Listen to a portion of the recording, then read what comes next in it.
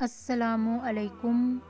حضرت معاذ رضی اللہ تعالیٰ عنہ روایت کرتے ہیں کہ میں حضور نبی اکرم صلی اللہ علیہ وآلہ وسلم کے پیچھے عفیر نامی دراز گوش پر سوار تھا کہ آپ صلی اللہ علیہ وآلہ وسلم نے فرمایا، اے معاذ، کیا تمہیں معلوم ہے بندوں پر اللہ تعالیٰ کا کیا حق ہے اور اللہ تعالیٰ پر بندوں کا کیا حق ہے؟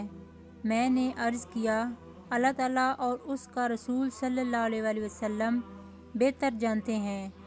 آپ صلی اللہ علیہ وآلہ وسلم نے فرمایا، بندوں پر اللہ تعالیٰ کا حق یہ ہے کہ وہ صرف اسی کی عبادت کریں اور اس کے ساتھ کسی کو شریک نہ بنائیں، اور اللہ تعالیٰ پر بندوں کا حق یہ ہے کہ جو شخص شرک نہ کرے وہ اسے عذاب نہ دے۔ میں نے عرض کیا، یا رسول اللہ صلی اللہ علیہ وآلہ وسلم، کیا میں یہ خوشخبری لوگوں تک پہنچا دوں؟